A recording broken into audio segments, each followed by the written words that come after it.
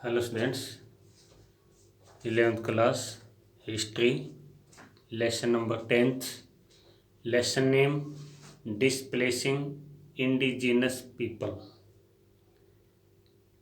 हम इस लेसन में क्या पढ़ेंगे? European inhabitants, European people 18th century से पहले किस तरह एटलांटिक ओशियन को क्रॉस करके नॉर्थ अमेरिका, साउथ अमेरिका में गए और वहाँ जाकर के उन लोगों ने, वहाँ के जो नेटिव लोग थे, उन लोगों को उस जगह से, उस एरिया से डिस्प्लेस कर दिया और उनकी जगह वो खुद वहाँ पर सेटलर बन गए। यूरोपियन लोगों के लिए कौन सा वर्ड है? सेटलर। जो वहाँ जाकर के समझने की कोशिश करना, Europe continent, north America, south America, Africa, Asia, Australia, ये लोग एटलांटिक को क्रॉस करके कहाँ गए? America, south America, Africa, Asia और ऑस्ट्रेलिया में। यहाँ जाकर के ये इन लोगों ने यहाँ पर अपनी जो है ना कॉलोनी बना ली और वहाँ के जो नेटिव पीपल हैं उनको वहाँ से डिस्प्लेस कर दिया। और ये लोग यूरोपियन लोगों के जाने से पहले कोस्टल प्लेन में रहते थे। ये लोग अब इंटीरियर पार्ट्स यानी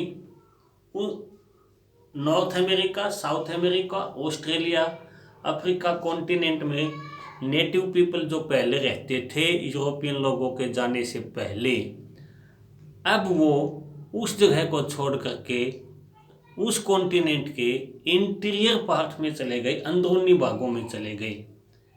इसी तरह इस लेसन का नाम क्या है? डिस्प्लेस हो गए। वो कौन? इंडिजिनस पीपल, वहाँ के मूल बाशिंदे अपनी जगह छोड़ करके उस कॉन्टिनेंट के पहले जो कभी कभी वो लोग नहीं गए थे, इन यूरोपियन लोगों के डर से वो लोग कहाँ चले गए?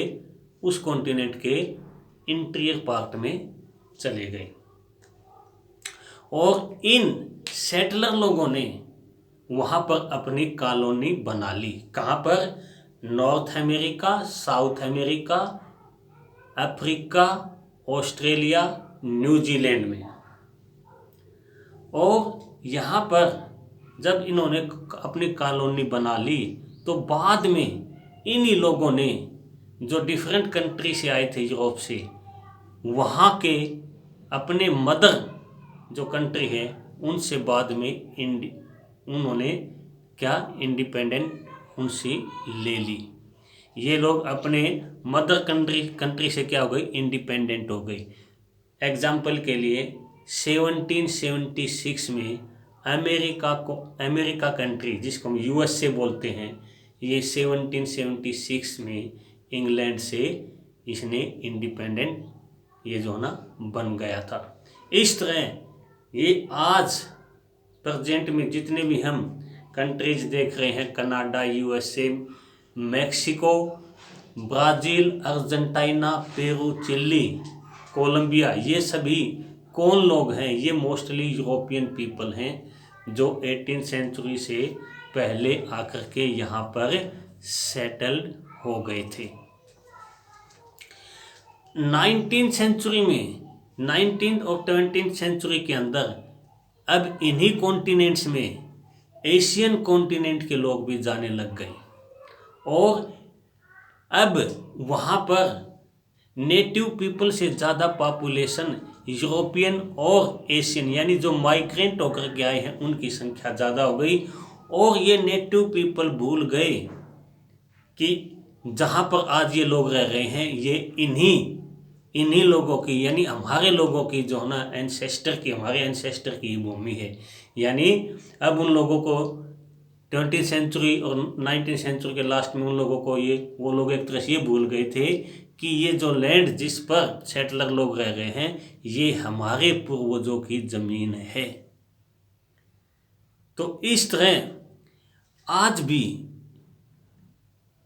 भी ऑस्ट्रेलिया, अमेरिका, नॉर्थ अमेरिका और साउथ अमेरिका के अंदर बहुत सारे रिवर्स के नेम और टाउन्स के नाम वहाँ के जो नेटिव नेम है उन्हीं के ऊपर रखे हुए हैं। लाइक ओहियो और मिसिसिपी जो रिवर है वो वहाँ के जो नेटिव पीपल की लैंग्वेज है उसी में है। इसी तरह यहाँ पर बहुत सारे टाउन्स भी हैं जिनके नाम वहाँ के जो है ना कहाँ से, वहाँ के जो नेटिव पीपल हैं उन्हीं के नाम पर सिटेडल। यहाँ पर जो ना मैंने क्या था, सिएटल एक ऐसा टाउन है जो वहाँ के नेटिव पीपल की जो लैंग्वेज है उन्हीं के बेस पर उसका नाम रखा हुआ है। इसी तरह ऐसे एग्जाम्पल हम ऑस्ट्रेलिया और कनाडा से भी ले सकते हैं। यहाँ हम क्या पाते हैं कि 20वीं सेंचुरी तक जो अमेरिकन थे, जो ऑस्ट्रेलियन थे नेटिव पीपल, उन जो नेटिव पीपल हैं उनको ये यूरोपियन सेटलर लोग उनके करिकुलम में, उनकी जो टेक्स्ट बुक हैं उनके अंदर केवल क्या एक्सप्लेन करते हैं कि हमने अमेरिका और ऑस्ट्रेलिया या साउथ अमेरिका, अफ्रीका की डिस्कवरी कैसे की है। इस तरह जो है ना यहाँ की टेक्स्ट बुक्स में केवल इतना ही वे जो है ना बताते हैं। इसके साथ साथ वो ये भी बताने की कोशिश करते हैं कि हमारे साथ ये नेटिव पीपल हैं, इनका जो ट्रीटमेंट है, इनका जो व्यवहार है, बिहेव है, वो बिल्कुल हॉस्टाइल है, नाराजगी वाला। यानी उल्टा चौक कोतवाल को डांटे, उन्हीं के ऊपर जो है ना ऐसी ऐसी बातें लिखी गई हैं जिनकी लैंड पर ये लोग रह रहे हैं। इसके बाद यहाँ पर कुछ ऐसे एंथ्रोपोलॉजिस्ट हुए हैं जिन्होंने यहाँ के नेटिव लोगों के ऊपर स्टडी की है और उन लोगों को अवेयर किया है और उन लोगों ने फिर अपनी हिस्ट्री लिखी है, रिटर्न में हिस्ट्री लिखी है इन लोगों ने, और अपनी ये हिस्ट्री उन्होंने अपने नेटिव आर्ट्स में शो की है। यहाँ पर कहाँ, ऑस्ट्रेलिया में, अमेरिका के अंदर ऐसी म्यूजियम और आर्ट गैलरी बनाई गई हैं जिससे हमें नेटिव लोग जिनको अब तक कॉन्स्टिट्यूशन की मेन स्ट्रीम में नहीं लिया गया था, उन्होंने अपने बारे में यहाँ पर लिखा है। और यहाँ के जो म्यूजियम है, यहाँ के जो आर्ट गैलरी हैं, उनमें हमें इनकी जो प्रतिभा है उनको वो देखने को हमें मिलती है। अब हमने अब तक क्या है, इंट्रोडक्शन दिया है कि किस तरह यूरोपियन लोग 18वीं सेंचुरी से पहले और 18वीं सेंचुरी के बाद यूरोपियन कंट्रीज़ के लोग, जब यूरोप के अंदर नेशनलिज्म की फीलिंग आ गई थी, यूरोप की डायनेस्टीज टूट गई थी, नेशन बन गए थे, अपने नेशन को आगे ले जाने के लिए यहाँ के रूलर्स ने जो है ना अपने कुछ लोगों को बाहर डिस्कवरी के लिए भेजा और किस तरह वहाँ से प्रॉफिट के लिए इन्होंने क्या क्या किया। वो यूरोपियन लोग कौन हैं? वो यूरोपियन लोग वेस्टर्न यूरोपियन लोग हैं जिनमें मेल England, Spain, Portuguese, England, Holland, Belgium, ये लोग जिसमें से सबसे ज़्यादा इम्पोर्टेंट हैं। और किस तरह फिर ये लोग वहाँ पर सेटलर बन गए, यानी ये लोग वहाँ से वापिस से फिर बाद में नहीं आए और इन लोगों ने फिर अपने मदर कंट्री के साथ किस तरह स्ट्रगल किया और अपने जो सेटलर इन कॉन्टिनेंट्स में जाकर रहने लग गए थे तो किस तरह वहाँ से अपने मदर कंट्रीज को वहाँ से निकाल दिया और ये लोग इंडिपेंडेंट बन गए। लाइक एक एग्जांपल मैं बताता हूँ, 1776 अमेरिका ने इंग्लैंड को वहाँ से जो है ना इसी तरह निकाला था। अब हम ये एक इंट्रोडक्शन इस लेसन का है। अब हम क्या करेंगे, अब हम एक छोटा सा topic, European imperialism. European imperialism पढ़ेंगे। यूरोपियन इंपेरियलिज्म में क्या है कि यहाँ पर 18वीं सेंचुरी तक यूरोप के अंदर जो मेन जो कंट्री थे जो बाहर गए थे, जिसने एटलांटिक को क्रॉस किया था, वो पुर्तगीज और स्पेन थे। बट 18वीं सेंचुरी के बाद इनका इंपेरियलिज्म एक तरह से रुक गया था और अब ट्रेड के बहाने इंग्लैंड, फ्रांस, बेल्जियम, हॉलैंड ये कंट्री जो है ना एटलांटिक को क्रॉस करके अमेरिका, साउथ अमेरिका, अफ्रीका और ऑस्ट्रेलिया जैसे कॉन्टिनेंट में पहुँचे और इन्होंने ट्रेड के थ्रू वहाँ पर जो है ना अपने को ट्रेड किया और ट्रेड के बहाने फिर यहाँ पर पॉलिटिकल पावर अपनी यहाँ पर सेटल्ड की। और पॉलिटिकल पावर जब यहाँ पर सेटल्ड की, यानी एक तरह से इन्होंने यहाँ पर अपनी कॉलोनी बना ली। किन्होंने? इंग्लैंड ने, फ्रांस ने, हॉलैंड ने और बेल्जियम ने। कहाँ पर? अफ्रीका कॉन्टिनेंट में, ऑस्ट्रेलिया में, नॉर्थ अमेरिका में और साउथ अमेरिका में। और कॉलोनी बनाने के बाद वहाँ के लोकल रूलर जो था उनके ऊपर टैक्स लगा दिया और टैक्स कलेक्टर बन गए। और इस तरह इन लोगों ने बहुत प्रॉफिट यहाँ से जो ना लिया। और वहाँ के बहुत सारे लोकल रूलर को इन्होंने जो ना डिफीट भी किया। डिफीट करके अपने रूल एंड रेगुलेशन भी स्टार्ट कर दिए लाइक इंडिया।